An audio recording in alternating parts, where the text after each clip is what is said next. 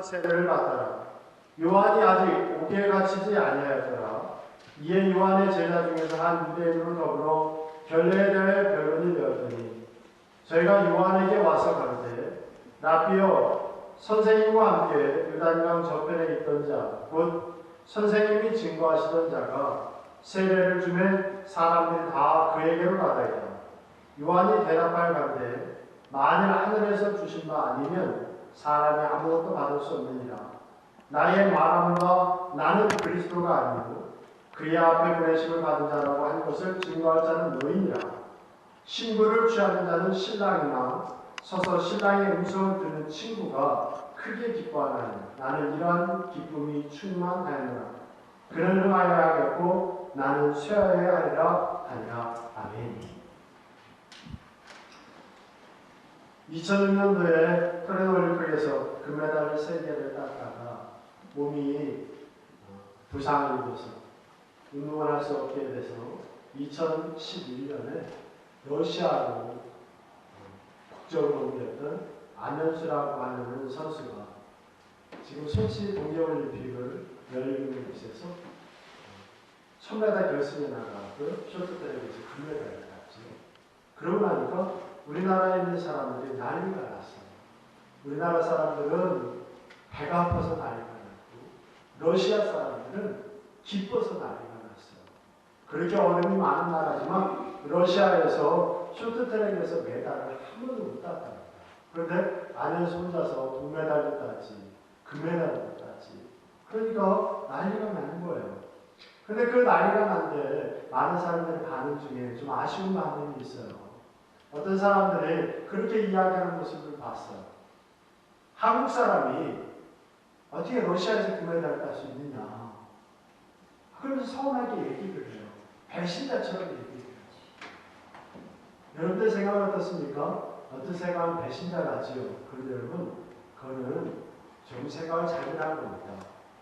우리가 생각할 때 그는 안현수지만 그의 지금 이름은 빅토르 아니에요. 그는 러시아 대표로 나갔지 한국 대표로 나가지 아니거든요. 러시아 대표로 나갔으니까 러시아를 대표해서 최선을 다해서 러시아 사람이니까 네덜란드 사람이나 노르웨이 사람이나 한국 사람이나 다 이기고 러시아 이름으로 1등을 하기 위해서 최선을 다한 그는 오히려 제대로 된 사람이죠. 러시아 대표로 나갔는데도 한국 사람한테 져줘야 된다고 생각하고 만약에 졌다면 그는 자기의 최선을 다하지 못한 사람이 될 겁니다. 우리는 경쟁이다라는 것을 잘못 이해하니까 그런 오해가 생기는 거죠. 여러분 경쟁자다라고 하는 이 말은 다른 사람보다 내가 좀 더 앞서가기 원하는 마음 아닙니까? 안현수가 금메달을 따면 다른 사람은 금메달을 못 따는 거예요. 이게 경쟁이죠. 근데 여러분, 이 경쟁자다라고 하는 말을 영어로는 라이벌이라고 하지 않습니까? 근데 이 라이벌이라고 하는 말이 사실 흥미롭게도 강이라고 하는 리버와 같은 뿌리에서 시작되는 말이에요. 결국 경쟁자라고 하는 말은 같은 강에서 같은 물을 마시는 사람들이라고 하는 그런 뜻입니다. 다른 마을, 다른 강물에서 물을 마시고 있는 사람은 라이벌이 될 하나도 없지요. 정치가가 소설가를 라이벌로 삼지 않을 거고 또 학자가 사업가를 라이벌로 삼는 경우는 없을 겁니다. 이곳에 있는 여러분들도 혹시 저랑 라이벌 관계에 있으신 분 있으십니까? 없으실 겁니다. 왜냐면 저희 여러분들의 삶의 세상은 제가 하는 게 다른데 무슨 라이벌이 되겠어요. 만약에 이 자리에 있는 여러분들이 저한테 라이벌 의식을 가지고 있다면 그건 이상한 사람이지요. 같은 물을 같은 강에서 같은 물을 마시지 않는데 라이벌 의식을 가질 이유가 없지 않겠습니까? 여러분, 그런데 우리는 이 라이벌 의식 때문에 너무 많은 것을 잃어버릴 때가 있어요. 여러분들 정말 라이벌 의식, 경쟁 의식을 갖기 원한다면 천국을 향해 가는 라이벌 의식, 경쟁 의식만 갖고 사는 그런 여러분들이 되기 원합니다. 오늘 본문 말씀을 보면 언뜻 보면 이 라이벌과 같은 관계에 있는 사람들이 나옵니다. 오늘 본문 말씀 다시 한번 볼까요? 22절입니다. 이후에 예수께서 제자들과 유대 땅으로 가서 거기 함께 유하심에 세례를 주시더라. 요한도 살렘 가까운 애굽에서 세례를 주니 거기 물들이 많으니라. 사람이 와서 세례를 받다가 그랬죠. 여러분, 예수님은 유대 땅으로 가서 세례를 주고 요한은 살렘 가까운 애굽에서 세례를 줬습니다. 그러던 어느 날 어떤 유대인 하나가 요한의 제자에게 와서 이야기를 하는데 결례에 대한 이야기를 했다, 그렇게 얘기를 했어요. 근데 이 결례에 대한 얘기를 하다가 이 요한의 제자가 얘기를 하고 얘기를 하던 이 사람이 얘기를 하다가 갑자기 네가 얘기하는 그 얘기는 내 마음에 흡족하지 않아.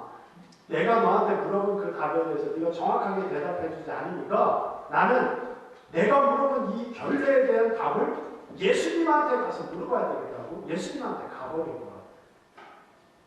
왜냐면 여기에서 나오는 결례다라고 하는 말은 마가복음 7장에 보면 손 씻는 방법에 대해서 얘기가 되거든요. 보통 결례다라고 하는 이 손 씻는 방법에 대해서 얘기하지만 오늘 본문 말씀에서 나온 이 결례라고 하는 단어는 헬라어 카다레스모스라고 하는 단어를 썼습니다. 그런데 이 카다레스모스라고 하는 단어는 세례라고 하는 뜻이에요.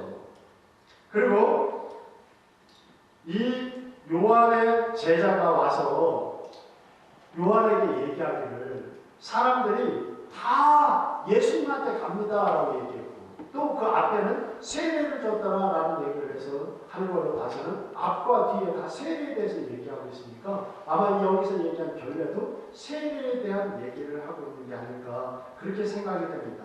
어쨌든 이 사람이 와서 세례에 대한 얘기를 하다가 당신의 스승인 요한이 얘기하는 것보다 사람들이 예수님이라고 하는 사람이 얘기하는 하나님의 말씀이 더 권위가 있고 그 말씀을 더 이해하기가 쉽다고 그러더라. 그래서 나는 예수님한테 가야 되겠다라고 예수님한테 가버린 거예요. 그러니까 이 요한의 제자가 마음이 상하잖아요. 왜냐면 이 예수님이라고 하는 사람은 자기의 스승인 요한한테 세례를 배웠고 그리고 세례를 받는 순간 성령님이 예언했고 하나님의 소리를 들었거든요. 그러니까 이 요한의 제자들은 예수님이 요한보다 모자르다고 조금 부족하다고 항상 그들의 마음속에는 생각하고 있었습니다. 그런데 사람들이 예수님한테 자꾸 가니까요. 그들의 마음에 배신감도 들고 서운한 마음도 드는 겁니다. 그들이 얘기하는 그 말에는 충분한 또 이유가 돼요. 그 이유가 있어요. 우선 예수님은 요한보다 출신 그 성분이 좋지 않잖아요. 예수님은 목수의 아들이었습니다. 그래서 그가 회당에서 설교를 하니까 사람들이 예수님의 설교를 듣고 난 다음에 목수의 아들이 무슨 성경을 안다고 그래 하면서 예수님을 갖다가 손가락질하고 배척했던 경우가 있잖아요. 그런데 예수님은 이 요한은 어떻습니까? 요한의 아버지는 사가랴라고 하는 제사장. 그러니까 하나님의 말씀을 이야기할 때 이스라엘 백성들을 볼 때에는 목수의 자녀와 제사장의 자녀가 얘기하는 것은 이게 급이 다르다고 생각할 수 있지요. 또 세례 요한은 예수님보다 6개월 늦게 태어났습니다. 이 세례 요한은 예수님보다 6개월 먼저 태어난 형이에요. 그래서 유대인들도 우리나라 사람들처럼 윗사람을 잘 공경하고 그리고 그 서약을 엄격하게 지킵니다. 누가복음 1장 36절에 보면 예수님의 어머니 마리아와 세례 요한을 모친 엘리사벳이 서로 친척이었던 게 나옵니다. 그러니까 6개월 먼저 태어난 세례 요한과 이 예수님은 외갓동생 관계지요. 그러니까 외갓동생 관계인데 세례요한이 더 나이가 많으니까 당연히 세례요한에게 예수님이 잘 형님으로 대접해야 되는 거지요. 또 세 번째로는 세례요한은 아주 오랜 기간 동안 경건의 훈련을 쌓았잖아요. 짐승의 가죽의 옷을 입고 이스라엘 사람들이 건강을 위해서 마셨던 또 그 삶이었던 포도주를 마시지 않고 결혼도 하지 않았고 오직 메뚜기와 석청을 먹으면서 광야에서 기도와 묵상의 생활을 했던 사람들이 바로 이 세례 요한입니다. 그런데 예수님은 광야에서 40일 금식 기도하는 게 다예요. 또 네 번째로는 이 세례요한은 예수님보다 사역을 먼저 시작하셨죠. 그래서 예수님이 사역을 시작할 때쯤에는 이 요한의 명성이 온 이스라엘에 다 퍼져 있었습니다. 그리고 이 요한이 사역지로 삼았던 그 요단강 주위에는 수많은 사람들이 요한을 만나려고 그리고 모여들었거든요. 또 요한의 설교를 들은 후에 그들의 양심이 찔려서 자기의 죄를 회개하고 세례를 받았어요. 그 세례를 받은 사람 중에 한 명이 예수님입니다. 이제 이스라엘에 있는 모든 사람들은 요한의 입에서 나오는 그 한마디 한마디에 귀를 기울이고 더 나아가서는 요한이 메시아일지도 모르겠다라고 얘기할 정도의 엄청난 인기와 능력을 가졌던 사람이 요한입니다. 그런데 그런 요한이 있을 때에 예수님이 나타나서 예수님이 요한에게 세례를 받고 난 다음에 요한과 비슷한 일을 하기 시작하죠. 먼저 요한이 외친 하나님의 말씀은 회개하라 천국이 가까웠느니라는데 예수님도 똑같이 얘기했어요. 하나님의 나라가 가까이 왔느니라 회개하라. 순서만 좀 다르지 똑같잖아요. 설교 내용도 똑같아요. 한일도 똑같아요. 오늘 본 말씀에 22절에 나왔던 것처럼 예수님은 유대 땅에서 세례를 줬고 요한은 에녹이라고 부르는 데서 세례를 줬고 설교도 똑같고 하는 것도 똑같고 그러니까 여러분 다른 사람들은 별 생각이 없겠지만 요한을 따랐던 제자들은 무슨 생각을 하겠습니까? 저 예수는 우리 스승이 따라쟁이야. 저 예수는 우리 스승이 흉내쟁이야. 그렇게 생각할 수 있잖아요. 그런데 처음 몇 달은 별 문제가 안 됐는데요. 예수님을 사역하고 몇 달이 지난 후에 아주 이상한 일들이 생기기 시작합니다. 그들이 손가락질하고 그들이 따라쟁이고 흉내쟁이라고 얘기했던 그 예수님한테 사람들이 자꾸 가는 거예요. 요한을 따랐던 베드로와 요한도 가고 자기들과 함께 있었던 사람들의 숫자가 자꾸만 줄어들면서 어디 갔냐고 물어보면 예수님한테 갔다고 얘기하는 거예요. 그래서 이 사람이 오늘 본 말씀 26절에도 뭐라고 얘기합니까? 다 그에게 가더이다 라고 요한한테 얘기하잖아요. 다 예수님한테 가요. 그러니까 다 예수님한테 가니까 자기 선생님을 사랑하고 존경하면 존경할수록 이 예수님에 대한 감정이 나빠지죠. 아니 어떻게 이럴 수가 있어. 자기한테 세례를 주고 자기를 메시아라고 칭찬해주고 신발도 들지 못할 거라고 그렇게 칭찬을 해줬는데 오히려 칭찬해준 자기 스승에게 배신을 한 것처럼 사람들을 다 데리고 가니까 얼마나 서운하겠어요. 그래서 이런 모습을 본 제자들이 요한한테 얘기를 합니다.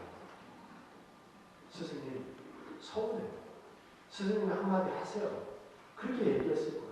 그런데 여러분 이 모습을 본 요한은 뭐라고 이야기합니까? 우리가 27절을 같이 읽죠. 27절입니다. 요한이 대답하여 가로되 만일 하늘에서 주신 바 아니면 사람이 아무것도 받을 수 없느냐. 여러분 그래 서운해. 나도 서운하다. 내가 세례를 줬고 내가 세례를 때 성령님이 임했고 내가 세례를 때 하나님의 음성이 들렸는데 어떻게 나를 따랐던 사람을 다 내려가나? 이럴 수 있나? 그렇게 이야기해야 되는데 세례요한은 그러지 않았어요. 오히려 세례요한은 얘기합니다. 하늘에서 주신 것이니까 거기에 대해서 선하게 생각하지 마라. 예수님에게 사람들이 몰리는 것은 하나님이 사람들이 예수님에게 몰리도록 하신 거고 나한테서 사람이 줄어드는 것은 하나님이 이제 내가 감당할 일을 다른 것이라고 생각해서 나에게 어떤 사람 예수님에게 보낼 거야. 그렇게 지금 얘기하는 거죠. 누구든지 하나님이 주신 만큼 일할 수 있고 하나님이 높이신 만큼 못 받을 수 있다는 것을 이야기하는 겁니다. 하나님이 주시지 않으면 아무것도 받을 수 없고 아무것도 쓸 수 없다는 것을 얘기하는 겁니다. 이 자리는 여러분들도 분명히 하셔야 됩니다. 하나님이 주신 만큼 여러분들이 일하고 있는 거예요. 하나님이 높이신 만큼 여러분들이 높아지신 것이고 하나님이 주시지 않았다면 여러분들은 누릴 수 없어요. 교회의 부흥도 마찬가지고 여러분들의 건강도 마찬가지고 여러분들의 물질도 마찬가지. 그래서 우리가 나에게 주어진 것에 대해서 여러분들이 감사할 줄 아는 사람은 돼야 됩니다. 지금 나에게 주어진 것에 대해서 감사하지 못하는 사람은 절대로 하나님에게 높임받고 쓰임받을 수 없습니다. 그것을 이야기하고 난 다음에 이제는 또 28절을 이야기합니다. 28절 얘기입니다. 나의 말한 바 나는 그리스도가 아니요 그의 앞에 보내심을 받은 자라고 한 것을 증거할 자는 너희니라 그랬습니다. 그는 평상시에도 항상 얘기했다는 거죠. 나의 말한 바 나는, 그렇죠? 그는 지금 얘기한다는 게 아니라 내가 수시로 얘기하지 않는다는 거예요. 무슨 얘기를 했다는 겁니까? 나는 그리스도가 아니다라는 거예요. 나는 그리스도가 아니다. 나는 메시아로 오시는 예수님을 준비하는 사람이지 나는 메시아가 아니야. 오히려 너희들이 나가서 다른 사람들에게 내가 말하는 것처럼 우리 스승 요한은 메시아가 아니고 오히려 예수님이 일하실 수 있도록 미리 준비하는 사람에 불과합니다라고 너희들이 나가서 얘기해라 그렇게 얘기하는 겁니다.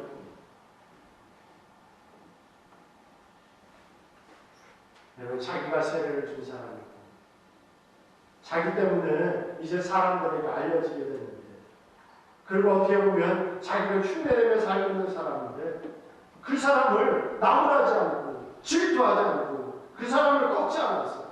오히려 억울하고 분한 마음을 표현한 것이 아니라 오히려 그 사람에게 더 많이 가라. 너희들이 오히려 나를 얘기하지 말고 예수님을 나가서 얘기해라고 요한은 얘기했어요. 그러면서 그는 더 기가 막힌 말을 하죠. 나를 따랐던 사람들 다 예수님한테 가는 거 나는 하나도 서운하지 않아. 오히려 나를 따랐던 사람들 다 예수님한테 가는 것이 나는 기쁘고 즐겁다라고 얘기했어요. 29절을 같이 있습니다. 신부를 취하는 자는 신랑이나 서서 신랑의 음성을 듣는 친구가 크게 기뻐하나니 나는 이러한 기쁨이 충만하였다. 여러분은 교회에 와 있습니까? 여러분들이 잘 되려고 오셨습니까? 그럼 여러분들은 예수님 잘못 믿는 겁니다. 여러분들이 잘된 후에 여러분들의 잘됨을 통해 하나님과 이웃들을 잘되게 하기 위해서 예수님 물론 내가 잘돼야 흘려보낼 수 있겠지요. 하지만 내가 잘된 것만으로 끝난다면 그건 예수를 잘못 믿는 것이고 예수님이 주는 축복을 갖다가 잘못 이해하는 겁니다. 요한은 분명하게 얘기를 했어요. 나는 예수님을 위해 지금까지 일하는 거고 앞으로도 예수님을 위해서 일할 수가 있다면 내가 가진 모든 것들이 없어져도 나는 기뻐하겠다고 얘기했어요. 그러면서 30절 말씀으로 그의 말을 끝내죠. 그는 흥하여야 하겠고 나는 쇠하여야 하리라 그랬습니다. 그는 더 커져야 돼. 그리고 나는 그가 커질 수만 있다면 내가 완전히 사라지고 망해도 나는 괜찮아. 그렇게 요한은 지금 이야기합니다.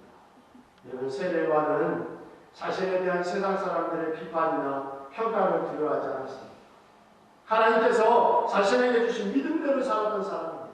세상의 인기나 유명세에 연연하지 않았습니다. 그는 오직 진리를 위해서 생명을 바쳤습니다. 그렇기 때문에 예수님이 이 요한을 이야기할 때 마태복음 11장 11절에 내가 진실로 너희에게 말하노니 여자가 낳은 자 중에 세례 요한보다 큰 이가 일어나는 것도다라고 이야기하십니다. 여러분 요한은 아주 늙은 부모님한테서 기독적으로 태어났습니다. 그는 30세가 될 때까지 일반 청소년들과는 전혀 다른 환경이 광야에서 살았습니다. 포도주를 마시지 않았고 결혼도 하지 않았습니다. 30대 초반이 돼서야 간신히 이스라엘 백성들이 주목하는 위대한 선지자의 자리에 올라섰지만 그 인기도 잠깐이었어요. 1년 남짓한 기간 동안에 잠깐 쓰임받고 그리고 사라져버렸어요. 그의 마지막은 더 비참합니다. 당시의 왕이었던 헤롯의 비보덕을 갖다가 직설적으로 나무라고 이야기하다가 감옥에 갇혀 그리고 잔칫날 목이 잘려서 쟁반에 들림받아서 조롱거리가 됩니다. 세상적으로 보면 너무 작은 자였고 부자가 없는 자였습니다. 하지만 여러분 사복음서에 다 예수님의 길을 준비한 자를 이야기할 때 오직 세례 요한을 이야기합니다. 예수님 예수님도 세례요한을 칭찬했습니다. 세상 사람들까지도 요한을 칭찬하고 그리워합니다. 마태복음 16장 13절에 보면 예수님이 가이사랴 빌립보라고 하는 곳에 가서 사람들에게 물어보죠. 자기 제자들에게. 사람들이 나를 누구를 하느냐 물어보니까 제자들이 뭐라고 얘기합니까? 어너는 세례요한, 어너는 엘리야, 어떤 이는 에레미야, 선지자 중에 하나라 하더이다. 그렇게 얘기했어요.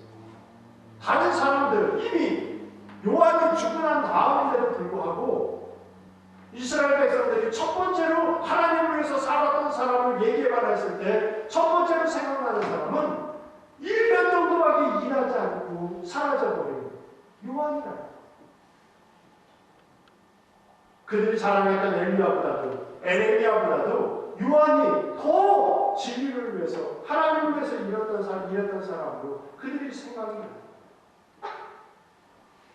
여러분, 이 모든 것은 잠깐이지만 이 세례요한이 진리를 위해 일하다가 죽었기 때문입니다.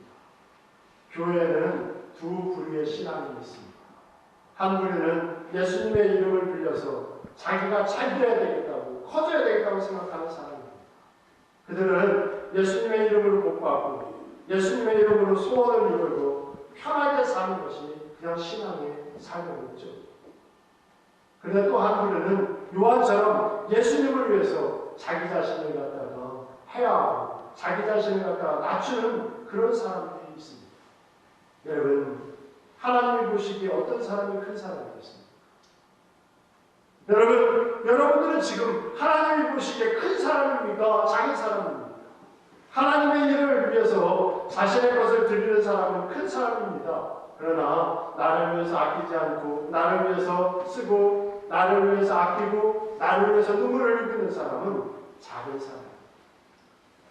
세상은 이 하나님이 크다고 하는 사람을 기억하지 않을 수도 있을지 모르겠지만 하나님은 꼭 기억합니다. 조금 전에 제가 읽었던 마태복음 11장 11절에 있는 말씀을 보면 뒤에 빠져있는 부분이 하나 있어요. 앞에 부분은 세례요한을 칭찬한 말이죠. 내가 진실로 너희에게 말하노니 여자가 낳은 자 중에 세례요한보다 큰 이가 일어남이 없도다. 근데 그 뒤에 다른 말이 있어요.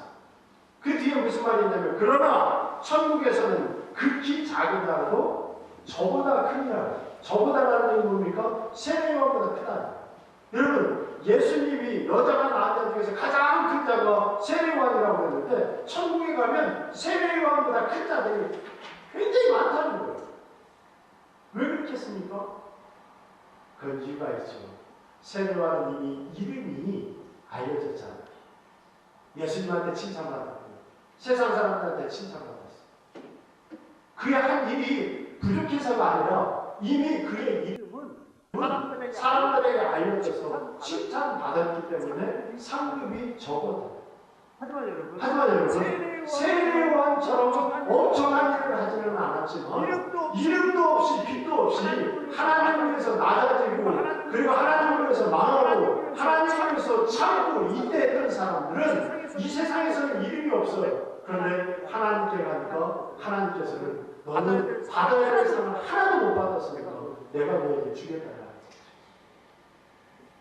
신학에서 가장 큰 사건은 오병이어의 사건이죠. 예수님의 사건 중에서 가장 큰 사건을 뽑으라 그러면 그 사건 중에 하나는 오병이어의 사건이에요. 왜냐하면 오병이어의 사건을 통해서 예수님이 메시아라고 하는 것을 백성들이 인정했고 또 예수님을 죽이려고 했던 사람들이 나오기 시작했거든요.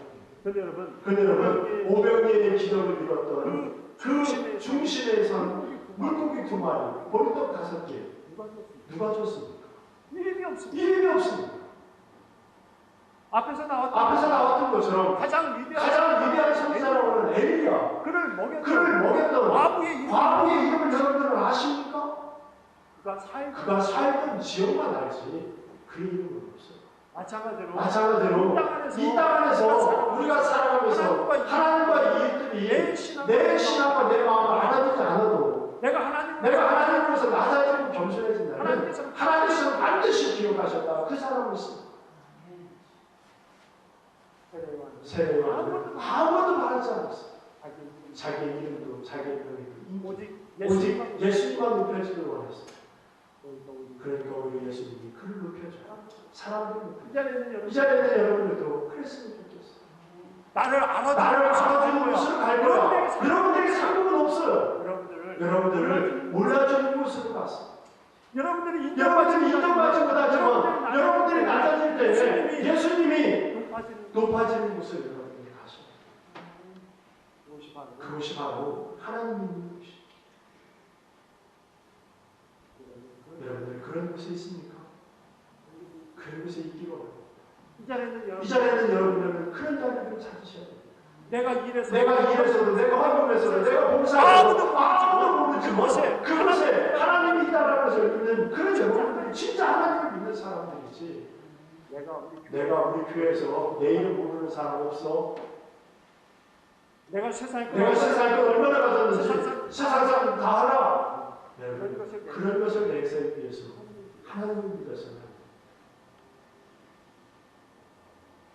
하나님 안에서는 겸손해지고 낮아지는 자, 내가 가진 것 가지고 다 빼앗기고 기뻐하는 자가 하나님이 쓰시는 자예요. 그리고 여러분들이 가진 걸 하나님께 다 내려놓고 나면 오히려 여러분들의 마음이 기쁨이 와요. 세상의 것으로 여러분들의 것을 마음을 채우는 그 기쁨은 잠깐이지만 여러분들이 가지고 하나님에게 다 드리면 여러분들의 마음에 진정한 기쁨을 놓칠 겁니다. 세례요한처럼 여러분들이 하나님을 높이시고 여러분들은 낮아지셔서 여러분들의 마음에 진정한 기쁨을 놓치는 아름다운 삶을 사는 여러분이 되시기를 주님의 이름으로 부탁드립니다. 기도하겠습니다. 사랑하는 만신 하나님 아버지, 내가 세례를 내가 키워주고 지금도 내 모습을 흉내내는 것과 같은 그런 예수님입니다. 하지만 그 예수님을 보면서도 요한은 질투하지도 않았고 미워하지도 않았습니다.